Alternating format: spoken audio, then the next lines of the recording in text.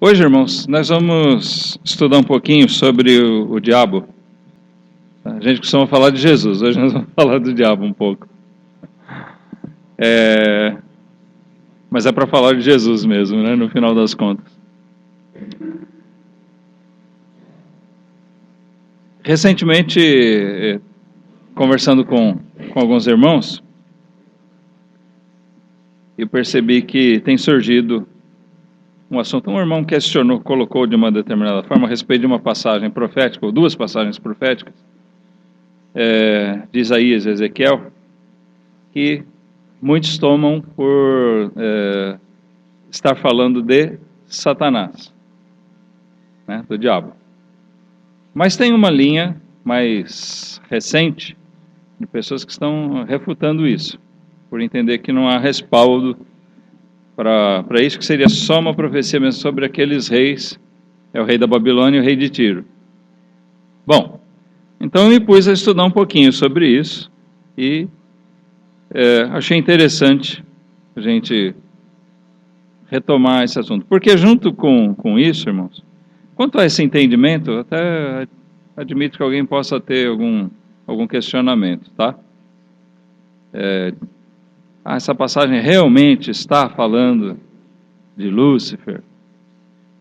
Eu entendo, e nós vamos ver aqui, eu entendo que sim.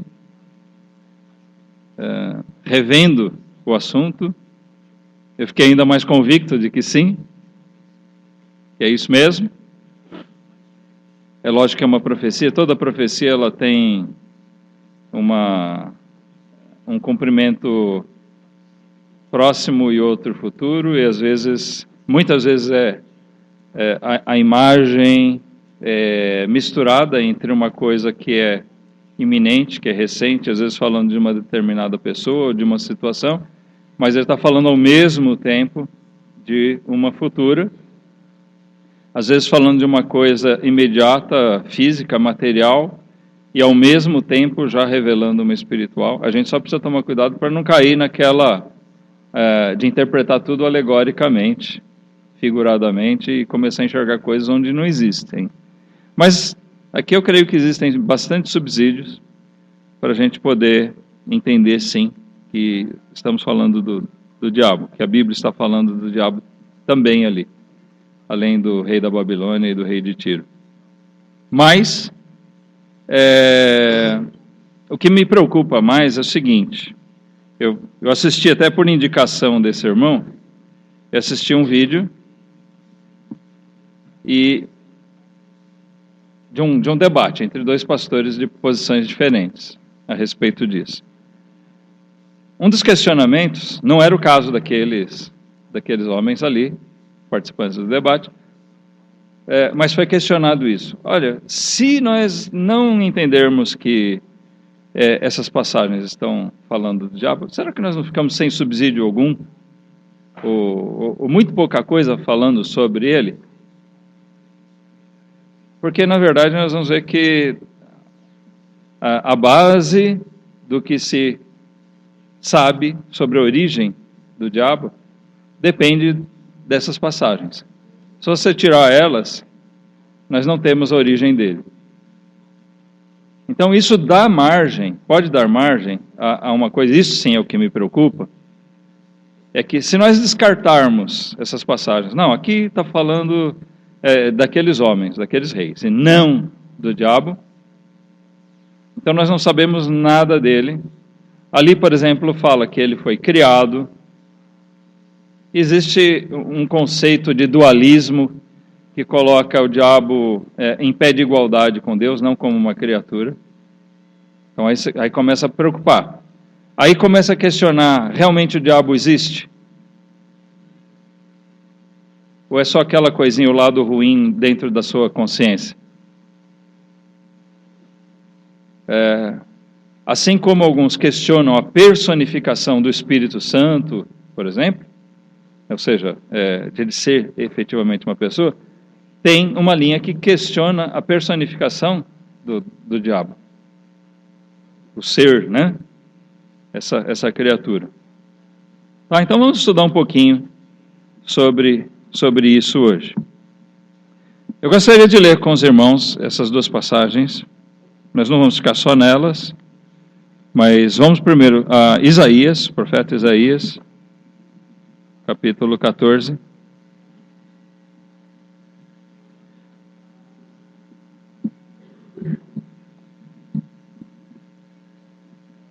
Esse texto aqui fala do rei da Babilônia.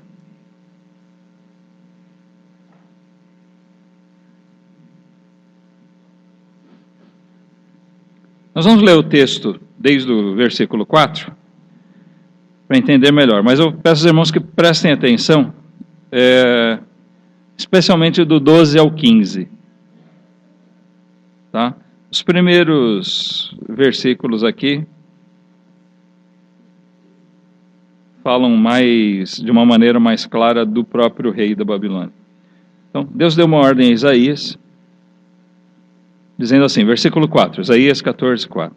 Então proferirás este provérbio contra o rei de Babilônia e dirás: como já cessou o opressor, como já cessou a cidade dourada, já quebrantou o Senhor o bastão dos ímpios e o cetro dos dominadores. Aquele que feria os povos com furor, com golpes incessantes, e que com ira dominava sobre as nações, agora é perseguido, sem que alguém o possa impedir. Já descansa, já está sossegada toda a terra. Rompem cantando.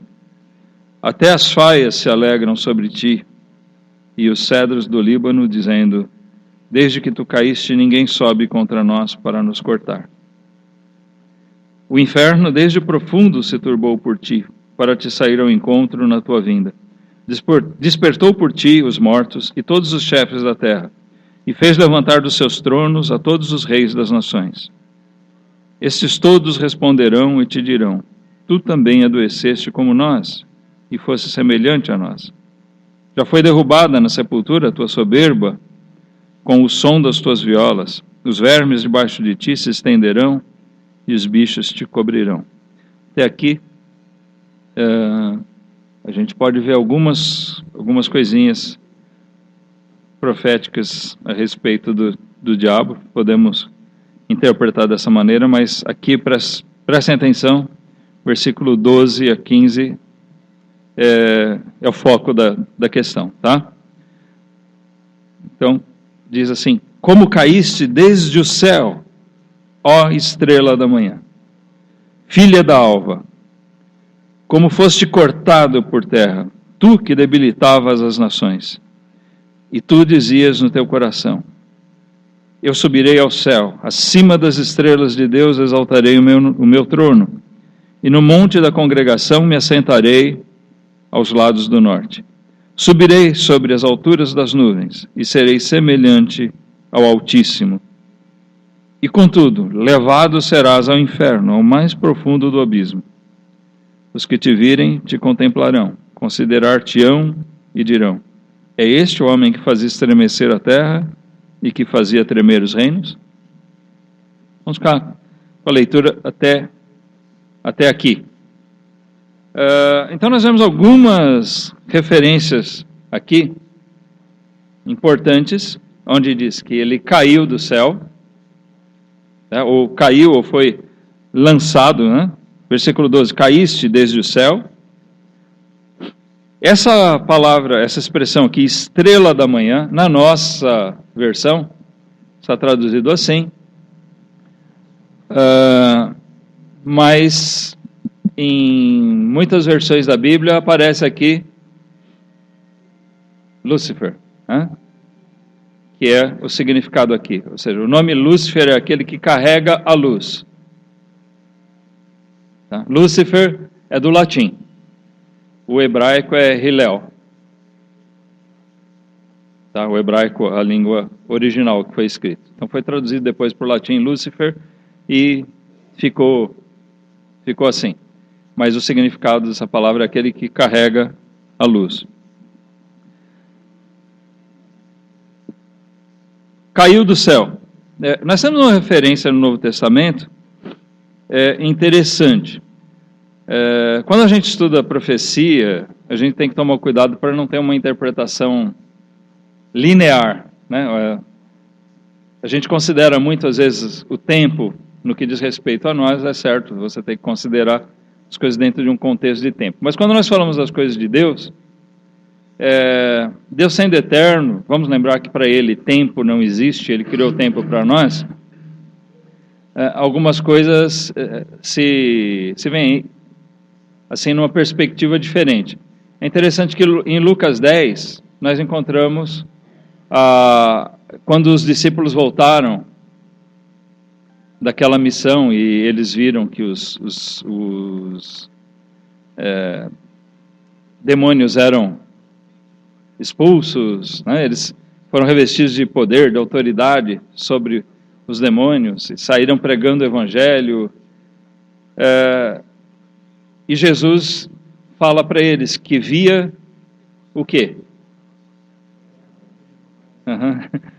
Satanás caindo como um raio do céu. Será que o diabo estava caindo àquela hora? Não, né? Jesus usa aquela expressão porque, na verdade, nós devemos entender que a queda de Satanás, ela ainda está acontecendo. A queda do diabo ainda está acontecendo. Ele foi lançado da presença de Deus, perdeu seus privilégios, perdeu a sua honra, sua condição que ele tinha.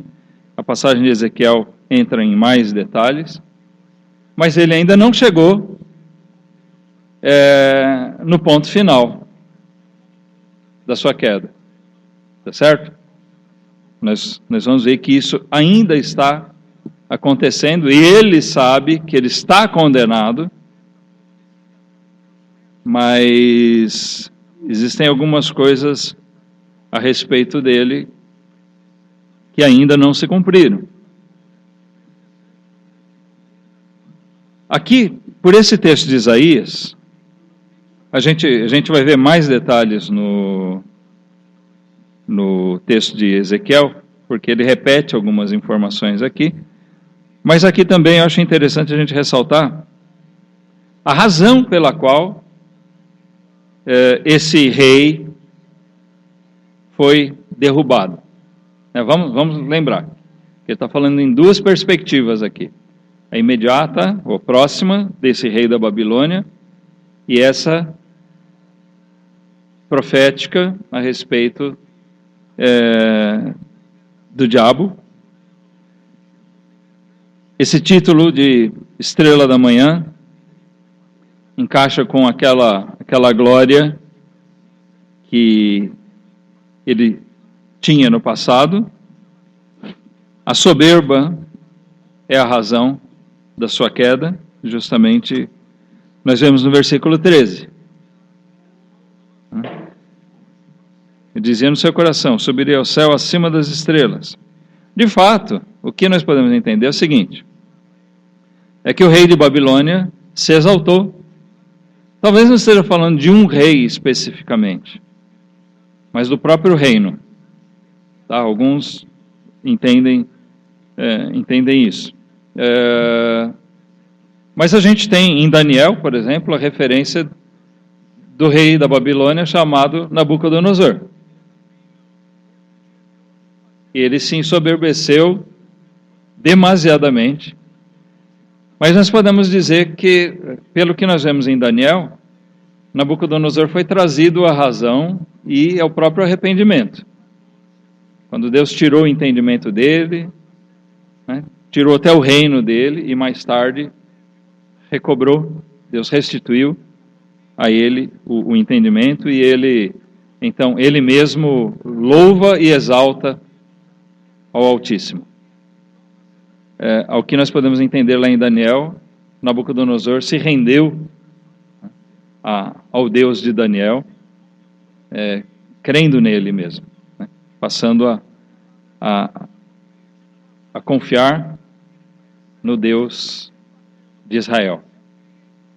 Crer nele, e então podemos entender que Nabucodonosor tenha sido salvo, por chegar ao entendimento, por chegar à fé. Mas isso não se repetiu com os reis que seguiram ele.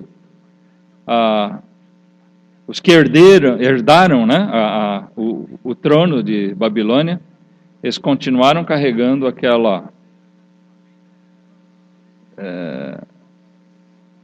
empáfia, aquela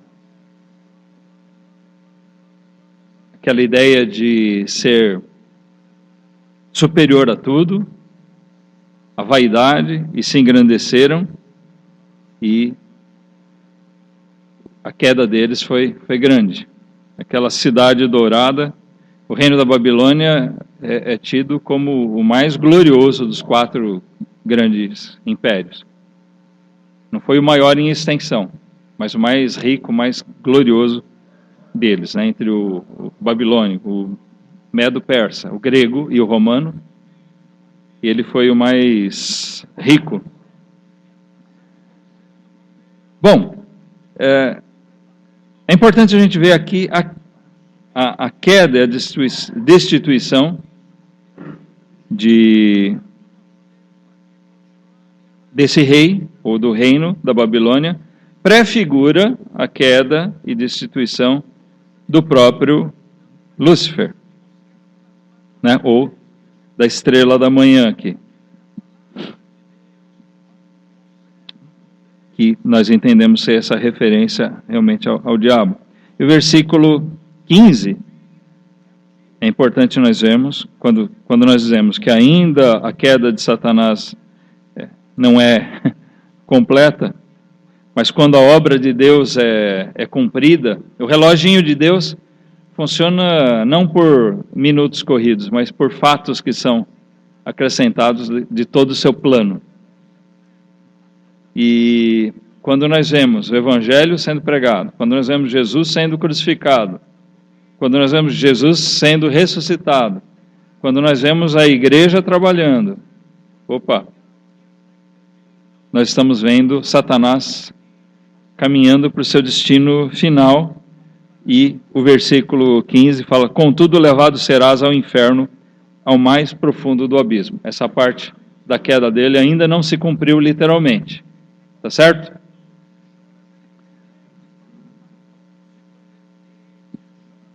Marquem aqui. Vamos dar uma olhadinha em Mateus 25.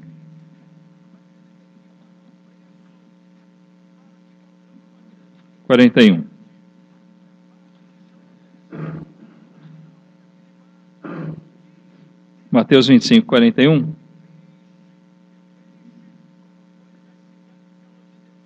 Diz assim: então dirá também aos que estiverem à sua esquerda: apartai-vos de mim, malditos, para o fogo eterno, preparado para o diabo e seus anjos. Então nós vemos que o Novo Testamento aqui está de acordo quando Jesus fala da queda de Satanás e do fogo eterno preparado para ele e os anjos que seguiram, está de acordo, confirmando aquilo que nós lemos aqui em Isaías 14:15. Serás levado ao inferno, ao mais profundo do abismo. A condenação que está preparada para ele. Quanto a esse nome, esse título dele, o Hillel, ou o Lúcifer, né, estrela da manhã, em 2 Coríntios 11, vamos ler, 2 Coríntios 11, uma passagem paralela que que joga aqui alguma luz sobre esse assunto também. 2 Coríntios 11. Aqui Paulo fala dos falsos apóstolos, dos falsos ministros da palavra. No versículo 13, ele diz: porque tais falsos apóstolos são obreiros fraudulentos, transfigurando-se, né, ou fazendo-se passar por apóstolos de Cristo, por enviados de Cristo. Aí, versículo 14, que é o nosso central aqui, ele diz: e não é maravilha, porque o próprio Satanás se transfigura em anjo de luz. Bom, aqui não está dizendo que ele era aquele estrela da manhã, aquele anjo de luz. mas que ele se transfigura, que ele sabe se fazer apresentar como tal, como ainda tendo aquela perfeição, como tendo aquela justiça, aquela retidão. Ele, mesmo sendo decaído, ele ainda sabe se disfarçar de bom. E assim Paulo está dizendo aqui que os ministros dele, os enviados dele, também são ensinados a fazer assim. No versículo 15, ele diz: não é muito, pois, que os seus ministros se transfigurem em ministros da justiça, o fim dos quais será conforme as suas obras. Uma pequena correlação aqui, né, entre essas duas questões, ou essa questão de ele ser um anjo de luz e ele ainda se fazer passar por isso. Mas vamos para o texto de Ezequiel, irmãos.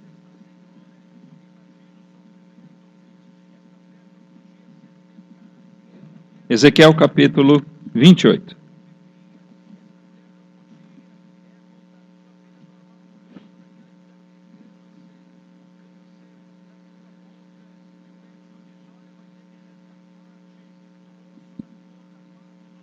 Na minha Bíblia tem aqui o título, logo no começo, Profecia contra o rei de Tiro. Mas se vocês observarem, no versículo 2, diz assim: Filho do homem, isso é, Ezequiel, dize ao príncipe de Tiro, assim diz o Senhor Deus. É curioso que aqui, do versículo 1 até o 10, é uma profecia. É uma revelação que Deus deu, e aqui, curiosamente, é tratado como o príncipe de Tiro. Só a partir do versículo 11, que é uma segunda profecia, note que o versículo 11 começa com: veio a mim a palavra do Senhor, dizendo, quer dizer, em outra ocasião. Tá? Então, esse capítulo 28 aqui veio para Ezequiel, em forma de revelação, em etapas diferentes. Não é tudo uma coisa só.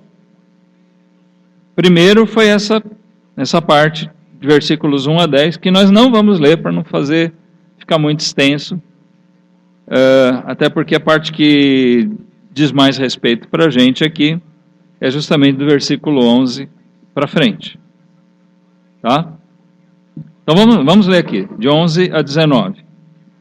Veio a minha palavra do Senhor dizendo: Filho do homem, levanta uma lamentação sobre o rei de Tiro. E diz-lhe: assim diz o Senhor Deus.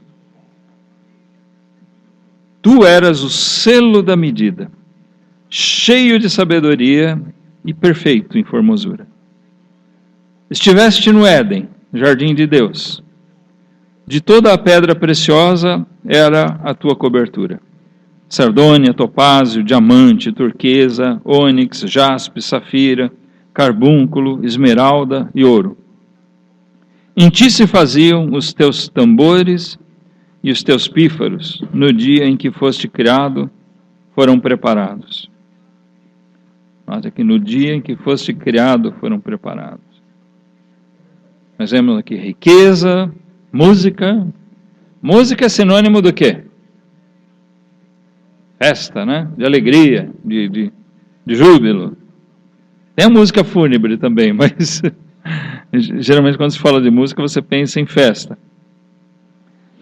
Versículo 14 diz: Tu eras o querubim ungido para cobrir, e te estabeleci. No monte santo de Deus estavas, no meio das pedras afogueadas andavas. Perfeito eras nos teus caminhos, desde o dia em que foste criado, até que se achou iniquidade em ti. Na multiplicação do teu comércio encheram o teu interior de violência e pecaste. Por isso te lancei, olha aqui, novamente, né? Lançado, profanado do monte de Deus, E te fiz perecer, ó querubim cobridor, do meio das pedras afogueadas. Elevou-se o teu coração por causa da tua formosura. Corrompeste a tua sabedoria por causa do teu resplendor. Por terra te lancei, diante dos reis te pus, para que olhem para ti. Pela multidão das tuas iniquidades, pela injustiça do teu comércio, profanaste os teus santuários. Eu, pois, fiz sair do meio de ti um fogo que te consumiu, e te tornei em cinza sobre a terra, aos olhos de todos os que te veem. Todos os que te conhecem entre os povos estão espantados de ti, em grande espanto te tornaste, e nunca mais subsistirá. Então, algumas coisas que nós vimos lá em Isaías são reforçadas aqui, não é? No versículo 12, nós vemos que ele era o selo da medida, cheio de sabedoria e perfeito em formosura. Talvez essa seja a luz, né, que ele carregava, sua perfeição, sua dignidade dada por Deus, aquela honra que Deus concedeu a ele. Ele é tratado aqui como um querubim. Não se sabe muito a respeito das ordens angelicais, mas o que se entende a respeito do que se lê da própria tradição judaica é que os querubins seriam assim um grau o mais elevado entre os anjos, né? Que existiria uma certa hierarquia entre os anjos, e os querubins são aqueles colocados em grau de maior honra. Se nós entendermos que está falando aqui do rei, bom, nós estamos falando de um rei, o rei de Tiro, um rei glorioso. Tiro, de fato, foi uma cidade importante. Rica, próspera. Ela era estrategicamente importante, e por isso ela sempre foi visada pelos conquistadores, pelos imperadores. Nem todos se deram bem em conquistar Tiro.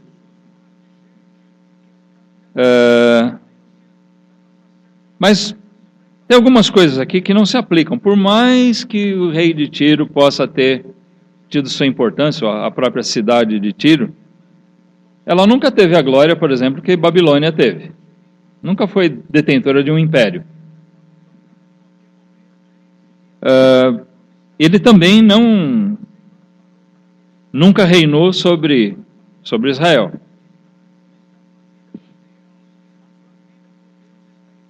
Então as referências que fazem aqui a ele estar no Éden, no jardim de Deus, ter sido lançado dali, não se encaixam perfeitamente ao rei de Tiro.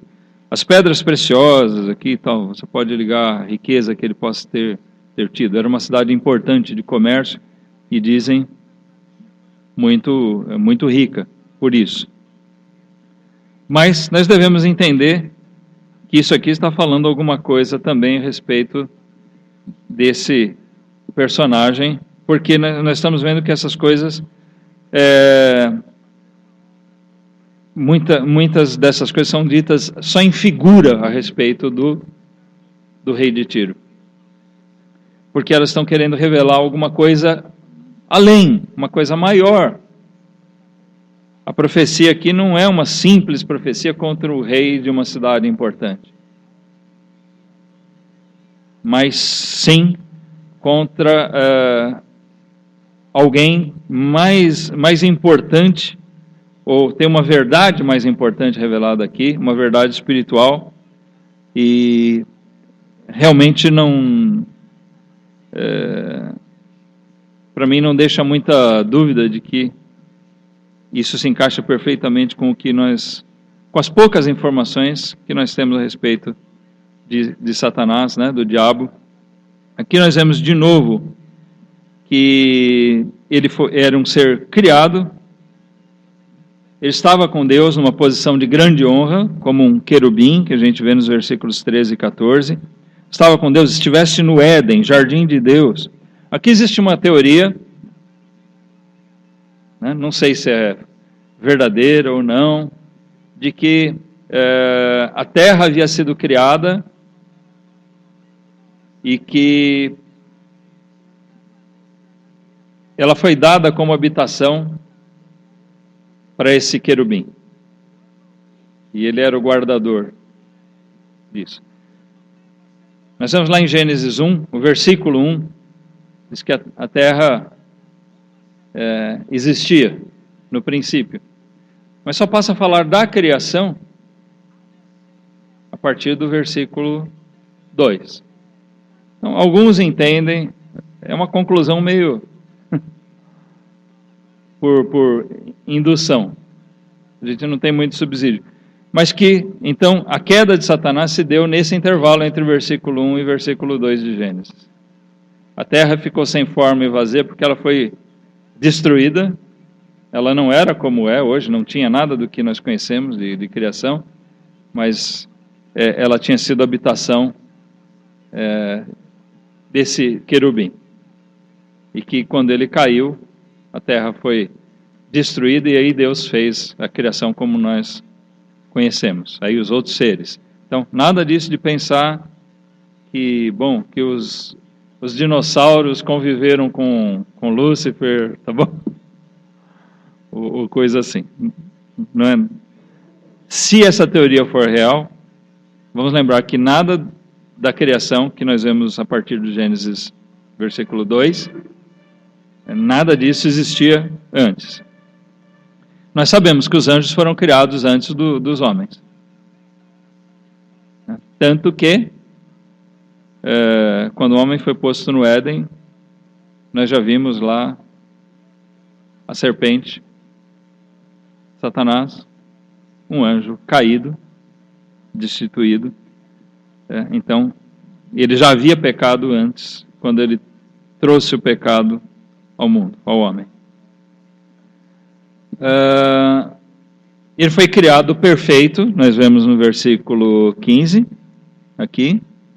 Perfeito eras nos teus caminhos, desde o dia em que foste criado. Aqui é uma das coisas que eu mais vejo que não é uma referência ao homem, porque esse rei de Tiro, sendo um homem,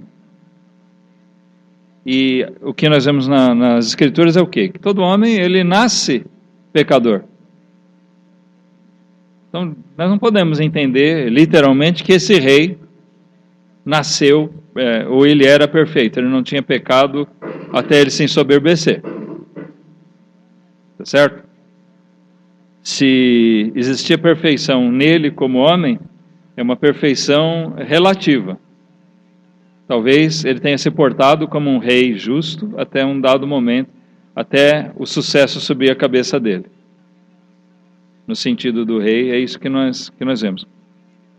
Mas no caso de Satanás, nós podemos ver que isso era literal. Ele foi criado perfeito por Deus, eu não tenho dúvida nenhuma disso. Deus não criou o diabo já pervertido. Amém? Deus criou um anjo de luz. Deus criou um anjo perfeito, em formosura, em sabedoria. O que nós vemos lá no versículo 12. E lá em Isaías também. Então ele era perfeito na sua conduta, nos seus caminhos, porque ele era assim, né, desde quando ele foi criado, até que se achou iniquidade nele. Quando ele se ensoberbeceu, nós vemos que esse é o mesmo, a mesma referência que ao rei de Tiro, é a mesma que nós vemos lá em Isaías sobre o rei da Babilônia. Olha o versículo 17 aqui, né? O pecado dele também é indicado como a soberba. Elevou-se o teu coração por causa da tua formosura. Corrompeste a tua sabedoria por causa do teu resplendor. Quer dizer, aquela sabedoria que ele tinha, ele perdeu, ele corrompeu ela. Satanás é sábio. Sim, ele é astuto, né? Tanto que ele é muito capaz nas coisas que ele faz. Ele é poderoso. Só que a sabedoria dele foi corrompida. Ele usa a sabedoria dele hoje para o mal. Ele não foi sábio em se guardar dentro daquilo que Deus estabeleceu para ele. O que nós entendemos desses textos, o que nós podemos ver, é que, num certo momento, ele quis se fazer igual a Deus, ou ele julgou que pela grande glória que ele tinha, que ele poderia tomar o lugar de Deus, o sobrepujar, e nós vemos uma outra referência aqui embaixo, que ele profanou o seu santuário, aquele lugar santo, né, a condição santa em que ele foi colocado, no versículo 18, diz isso, ele profanou. Profanar é quando você pega uma coisa santa e torna aquilo imundo. Você faz um uso contrário ao que Deus estabeleceu para aquilo. Tem muita gente profanando o templo, só abrindo um parêntese, né? Um lugar que foi consagrado para servir ao Senhor. Por exemplo, nós temos esse prédio aqui. Esse prédio ele foi construído com a intenção de reunir o povo para a pregação da palavra de Deus, para a adoração a Deus. Então, ele está aqui para que Deus seja glorificado nessa casa. Amém? Bom, se nós passarmos a fazer outro uso para o templo, nós estamos profanando essa casa, esse lugar que foi consagrado a Deus. Muitas igrejas têm feito isso, né? Arrastam os bancos, fazem dos seus templos de tudo. Quadra esportiva,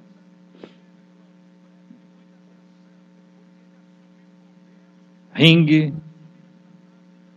né? Sabe que a moda agora, muitas igrejas, é ter MMA. Eu vou te socar em nome de Jesus.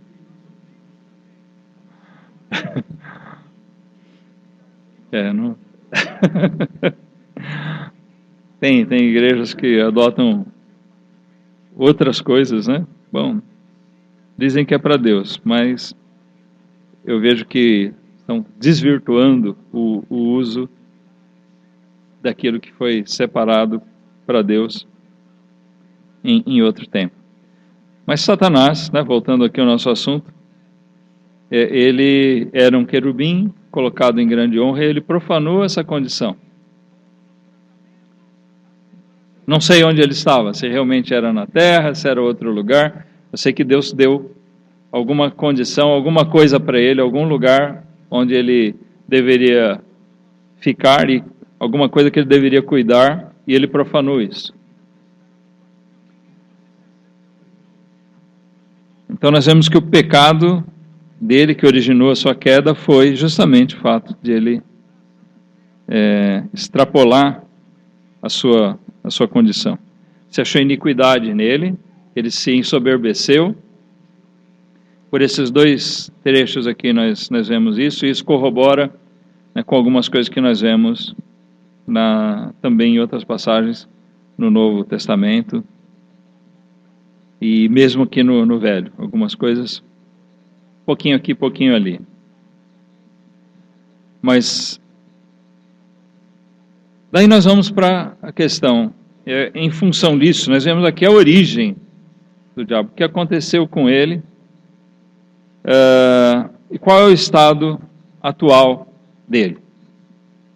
Nós vemos que ele foi lançado da presença de Deus. É curioso, assim, quando nós vemos que ele foi lançado da presença de Deus, que ele perdeu aquela posição onde ele estava. Ele foi destituído da sua condição de querubim, né, de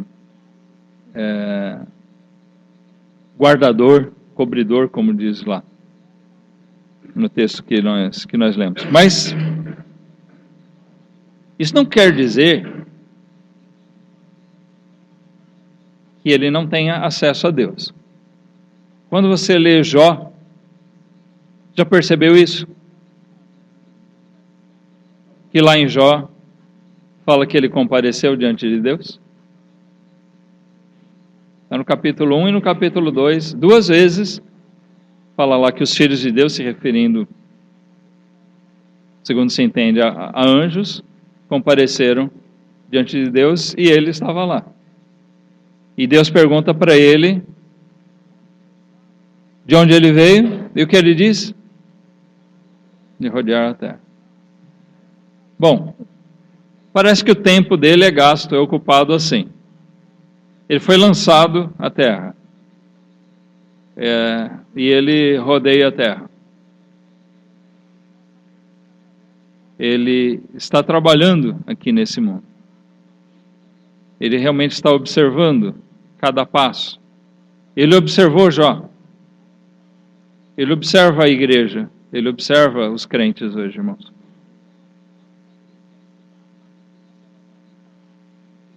Ele tenta os crentes. Lançado da glória que ele tinha, ele está presente, ele assumiu a posição de tentador, de enganador, de acusador. O próprio nome diabo quer dizer isso, né? O acusador, o caluniador, aquele que acusa sem razão. E, bom, se a gente der causa a ele vai nos acusar ainda mais. Vamos rapidamente passar por alguns textos. Gênesis 3. Só para a gente ilustrar um pouquinho dessa condição que ele assumiu. A gente vê lá na queda, Gênesis 3:1. Diz, ora, a serpente era mais astuta que todas as alimárias do campo que o Senhor Deus tinha feito. E esta disse à mulher, é assim que Deus disse, não comereis de toda a árvore do jardim? E disse a mulher à serpente, do fruto das árvores do jardim comeremos, mas do fruto da árvore que está no meio do jardim, disse Deus, não comereis dele, nem nele tocareis, para que não morrais. Então a serpente disse à mulher, certamente não morrereis, porque Deus sabe que no dia em que dele comerdes, se abrirão os vossos olhos, e sereis como Deus, sabendo o bem e o mal. Olha o enganador, né? Lança dúvida. É assim que ele faz com a gente também, irmãos. Ele está trabalhando no mundo, ele não trabalha sozinho, ele tem os anjos que caíram com ele, que seguiram, que acompanharam ele.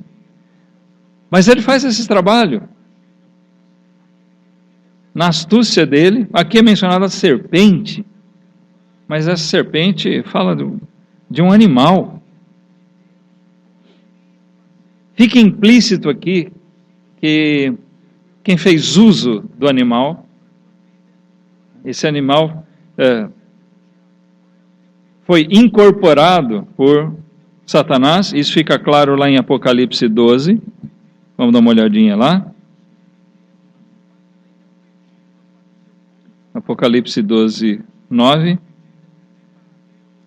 Fala, e foi precipitado o grande dragão, a antiga serpente, chamada o diabo e Satanás, que engana todo o mundo. Ele foi precipitado na terra e os seus anjos foram lançados com ele. Aqui nessa profecia em Apocalipse nós vemos, ele é chamado de o grande dragão, antiga serpente. Antiga serpente, aquela serpente lá, a verdadeira serpente que estava por trás do animal. Ele, na verdade, é a serpente enganadora. E nós vemos aqui bem destacado isso, essa função que ele assumiu, essa condição que ele assumiu de ser enganador. Engana todo o mundo.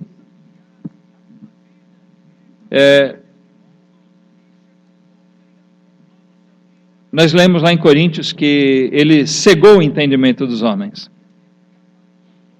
Ele engana o mundo. E se bobear, ele engana a gente também.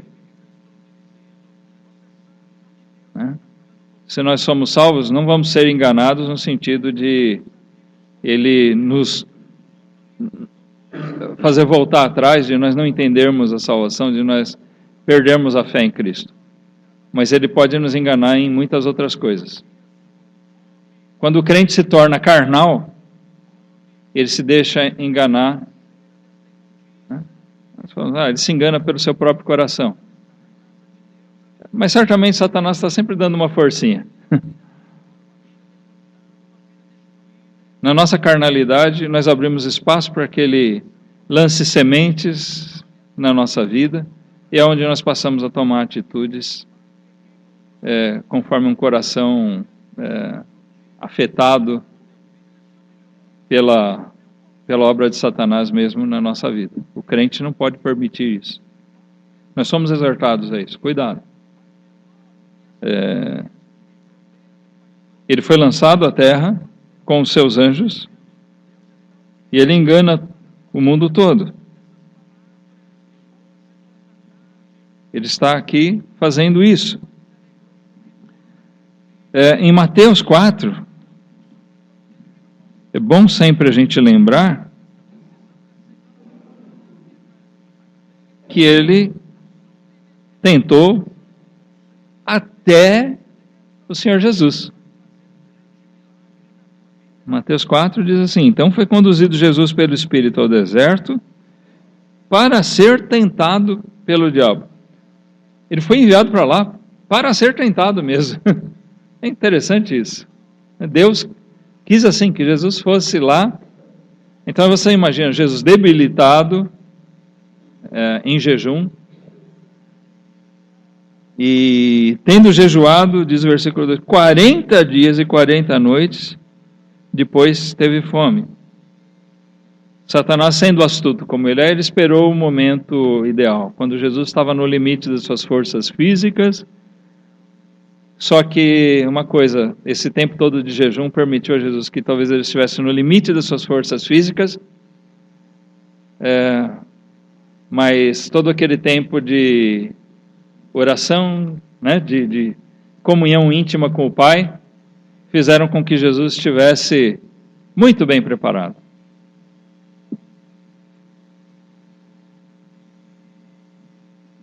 Se as forças físicas dele estavam indo embora, nós não podemos dizer o mesmo da força, do vigor espiritual dele.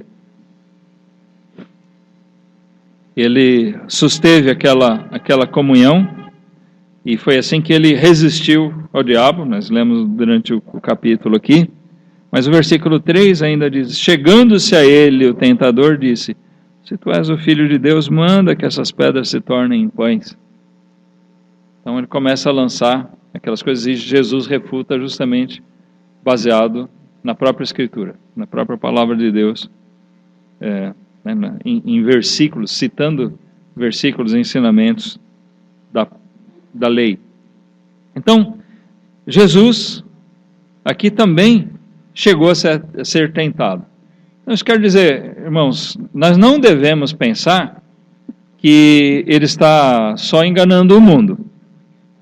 Se ele usou, na soberba de Satanás, se ele um dia achou que ele poderia sobrepujar a Deus, se um dia ele achou, já lançado na terra, que ele poderia tentar e levar a desobediência, a pecar, o próprio Senhor Jesus, seria muita inocência nossa pensar que ele não faz o mesmo com a gente. Certo? E ele está no mundo, irmãos. Eu queria reforçar isso. O sentido prático desse estudo é que Satanás, ele foi lançado da presença de Deus, e ele está na terra, ele rodeia a terra, ele está aqui para enganar o mundo, para tentar, ele está aqui como tentador, como enganador, e também como acusador. Em João 8,44,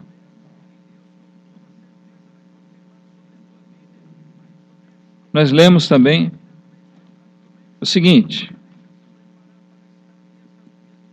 Vós tendes por pai ao diabo, e quereis satisfazer os desejos do vosso pai. Então, Jesus falando para aqueles fariseus, aqueles mentirosos, né, e aqueles que Jesus sabia muito bem qual era a intenção deles, de matar ele, né? Então aqui ele cobra. Ele, né, o diabo, foi homicida desde o princípio e não se firmou na verdade. Ele estava na verdade, ele foi criado perfeito, nós lemos lá em Ezequiel, né? Mas ele não se firmou naquela verdade, porque não há verdade nele. Desde que ele se inflamou contra Deus, a verdade se perdeu na vida dele. Quando ele profere mentira, fala do que lhe é próprio, porque é mentiroso e pai da mentira. Ou seja, ele é o grande enganador. A mentira faz parte hoje da essência de Satanás. Quando ele mente, ele não está fazendo uma exceção, ele está expondo aquilo que ele realmente se tornou. Aquele que antes foi chamado de anjo de luz, agora é o que lança trevas. É aquele que tentou o homem, lançando dúvidas sobre Deus. É aquele que tentou Jesus, tentando desvirtuar Jesus, que ele não... talvez ele cometesse um pequeno deslize, para que ele fosse desabilitado, né? Incapacitado. Se Jesus tivesse cometido um único pecado, ele não poderia morrer por nós na cruz. Ele poderia até ir à cruz, mas isso não ia ter valor, porque ele ia morrer como um pecador, como qualquer um de nós. Então, existia a necessidade de que Jesus não carregasse consigo nenhum pecado. E, sendo Deus como ele é, ele não podia pecar. E não pecou. Satanás aqui foi malogrado, hein? Mas ele mente o tempo todo, ele engana com mentira. Ele se transforma em anjo de luz, ele se faz parecer agradável. Ele se apresenta como pessoa agradável. Cuidado, irmão, irmã, principalmente jovens, que são facilmente seduzidos por companhias. Pessoas que se aproximam de você parecendo tão boazinhas. Ele só não é temente a Deus, né? Cuidado com essas pessoas. O diabo sabe usar pessoas nessa mesma condição. Doutrinas. Tem coisas que parecem no seio da igreja tão amorosas, tão agradáveis. Mas quando elas são colocadas diante do crivo da Bíblia, elas não passam. Mas isso parece tão bom. Vai favorecer a conversão de mais pessoas, o fortalecimento do povo. Deus vai ser mais glorificado, porque, sei lá, nós vamos estar fazendo coisas maiores. Parece bom. O diabo, ele sabe mentir, ele sabe enganar, usando coisas assim, irmãos. Ele é astuto. As astúcias do diabo são ressaltadas pela palavra de Deus. Não podemos cair nas astutas ciladas do diabo. Ele é astuto, ele é sábio. O problema é que ele usa uma sabedoria corrompida, pervertida. Mas o fim dele está selado. Essa é a coisa que glorifica a obra de Cristo, porque a obra de Satanás de trazer a morte pelo pecado que ele apresentou ao mundo, Jesus desfez. O mal que Satanás causa no mundo, Jesus está aí para desfazer.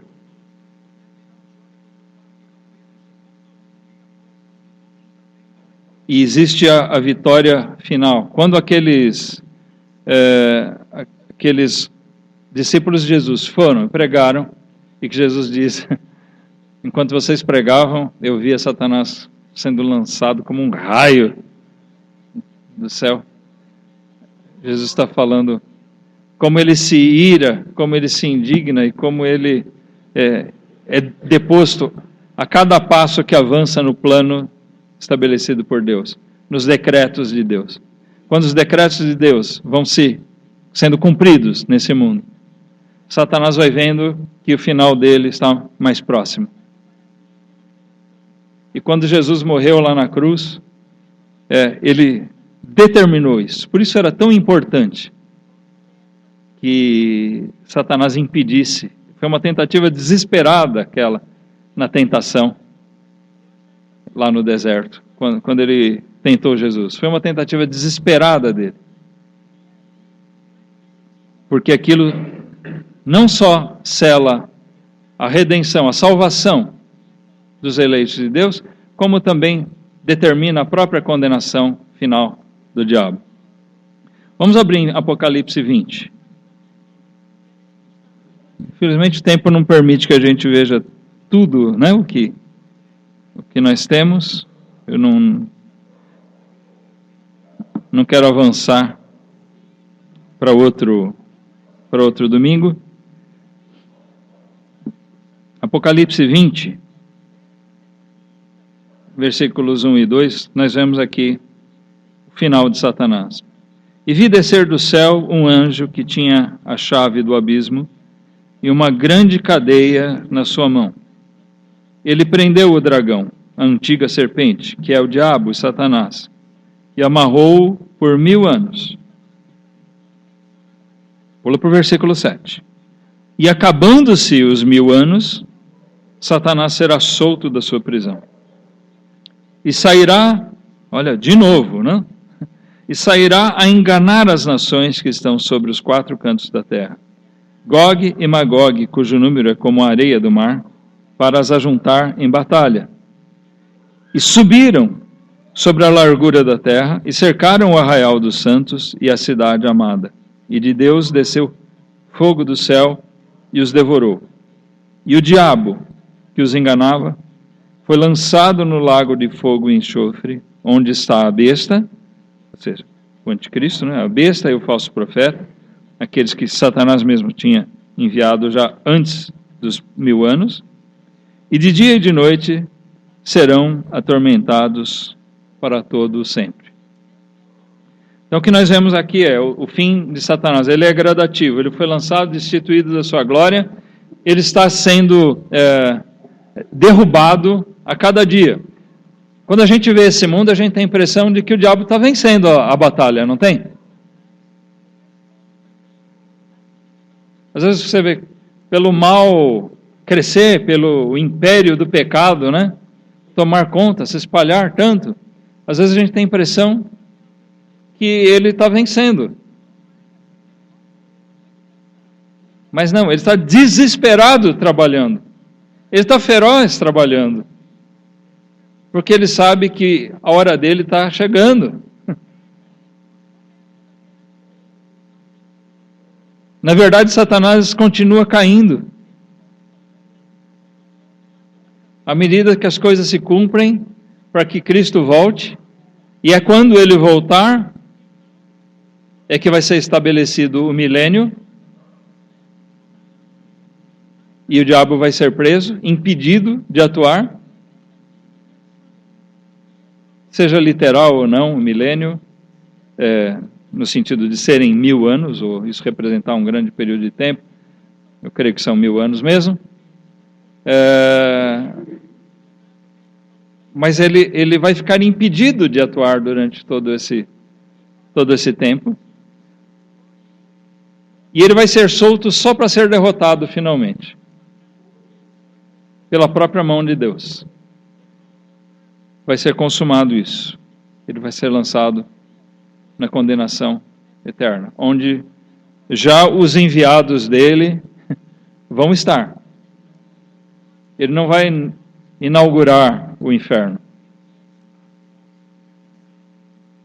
mas ele vai ser ali castigado eternamente, atormentado para todo o sempre. Esse é o fim lamentável, né? Triste desse antigo anjo de luz, esse querubim de Deus.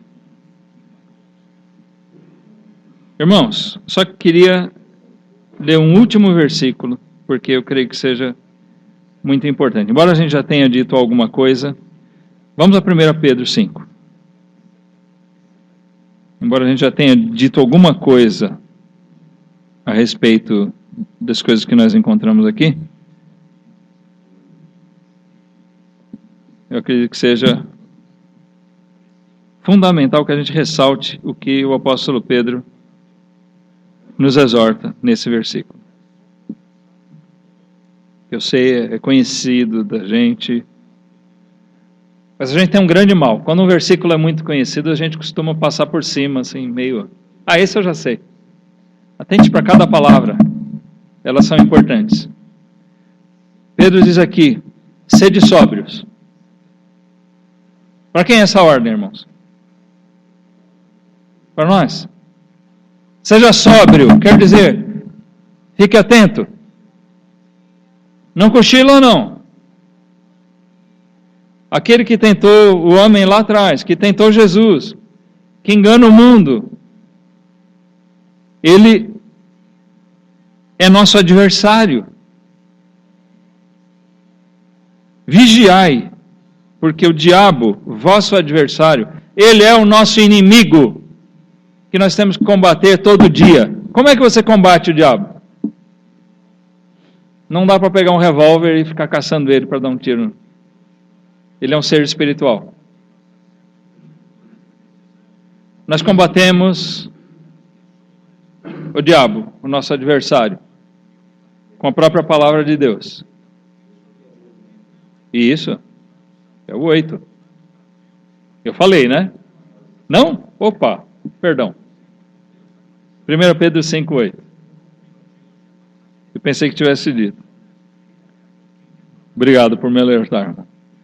Sede sóbrios, vigiai, porque o diabo, vosso adversário, sendo ele nosso adversário, nós temos que combater ele com a palavra de Deus, com a firmeza, contra o pecado. É pela pregação do Evangelho, é pela nossa resistência à ação maligna dele, de nós não nos deixarmos ser enganados, seduzidos, levados por ele, pelas astúcias dele, porque ele está na terra. Esse é o meu medo, a minha preocupação quando se introduz essa ideia de que o diabo não seja um ser pessoal, que talvez seja a lorota, né, de que ele anda pela terra. A Bíblia é clara que ele foi lançado, ele está aqui, ele anda pela terra, ele rodeia a terra. E pior do que isso, né? Ele não rodeia só a terra, ele anda em derredor de nós, bramando como um leão. Ele está furioso, gente, porque o tempo dele está chegando. Aquilo que nós lemos lá em Apocalipse, essa hora está chegando, não sei quanto tempo falta, mas ele vê que as coisas estão se cumprindo, tudo que Deus determinou está se cumprindo, e ele não consegue impedir isso. Então ele sai furioso, buscando fazer o maior estrago possível, destruir a quem puder, né, buscando a quem possa tragar. Se ele puder derrubar um crente, ele vai derrubar. Se ele puder derrubar alguém que poderia se tornar um pregador da palavra de Deus, se ele puder derrubar, destruir o teu testemunho no teu trabalho, no meio da sua convivência, se ele achar brecha para isso, ele vai fazer. Ele tenta fazer isso.